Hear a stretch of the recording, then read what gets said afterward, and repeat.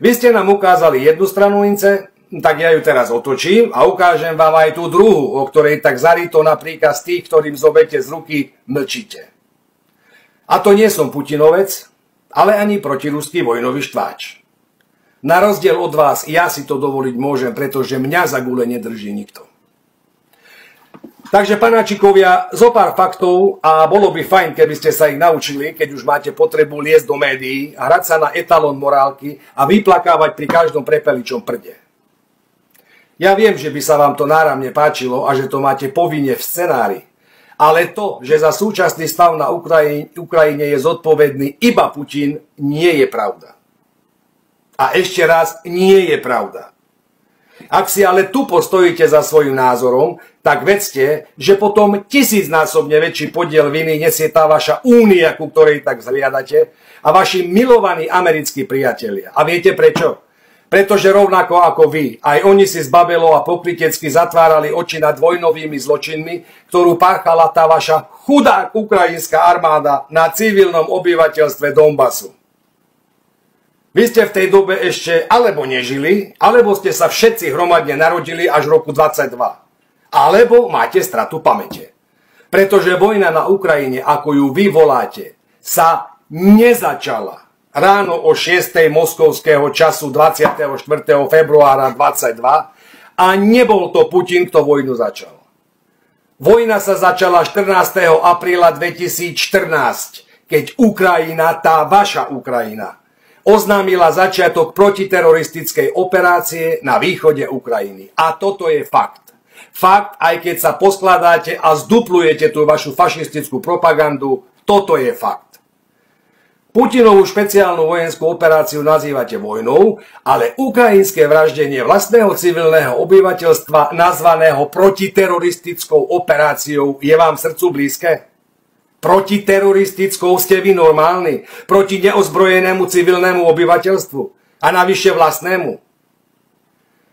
Viete šikovne narábať so slovíčkami, ale my nie sme až takí hlúpi, za akých nás máte, a to vám zlomí väz.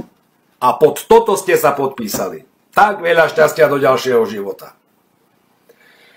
Ale dobre, zahrám si s vami tú vašu útlocitnú hru. Stanke. Obleď si tie najkrajšie tanga, aké máš, daj si ten najlepší make-up a poďme spolu postaviť pódium na námestí SMP. Nazvláčaj tam svojich kolegov a platených komparzistov, ako to vy viete, a poďme spolu odsúdiť nenávistné až fanatické ukrajinské propagandistické pokriky moskaľaky na giľaky a moskaliv na noži. Keď vieš, čo to je, Stanke. Keď nie, nájdi slovník, prelož si to. Tieto pokriky zneli počas Majdanu, čo viedlo až k upáleniu ľudí zaživa v Odesskom dome odborov. Poďme, Stanke, spolu odsúdiť vyzývanie k vraždeniu a nenávisti. Čo povieš?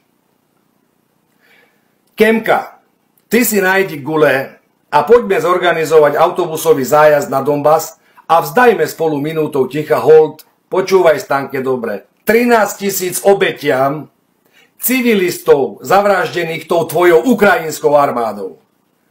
Potom sa môžeme presúdnuť na Volincevský cintorín k hrobu vtedy 5-ročného chlapca Vladka, ktorý bol zabitý raketou vystrelenou z tvojho ukrajinského dronu.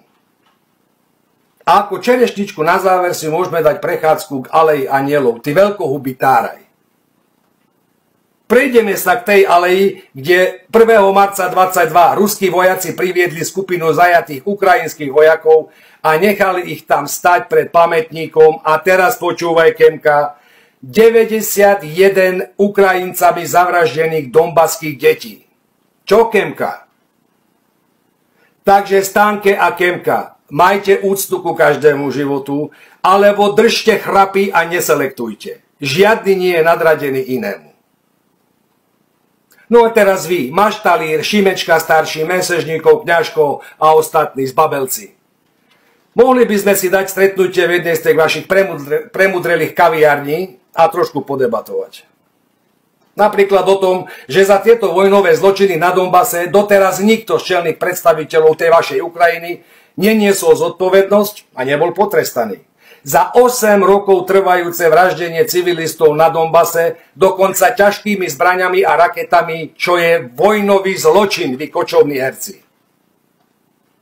Poďme sa porozprávať o 8-ročnom mlčaní tej vašej skvelej únie a o tomto fakte, čo je rovnako zverstké. Ak by mala únia rovnakú úctu ku každému jednému ľudskému životu a viedla spravodlivú zahraničnú politiku, situácia nemusela dospieť až do tohto štádia. Pokecáme aj o tom, koľko ste toho vyzbierali napríklad na tank pre Sýriu, Jugosláviu či Irak. Aj o tom, a to ma mimoriadne zaujíma, prečo na miesto zbierky tam vlastne nejdete vy a nenakopete zlého Putina vy osobne. Nám sa totiž nepáči scenár, na ktorý ste zvyknutí, že vy budete živiť vojnu, ale kapať tam pošlete chudobu, vy celebrity s veľkými hubami. Koľko peňazí ste vyzbierali tu doma pre tých, ktorí to naozaj potrebujú?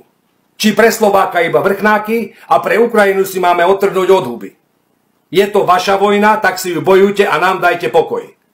A keď si, že Ukrajina bojuje aj za nás a za celý vesmír, si nechajte na malú scénu. Nie, nebojuje.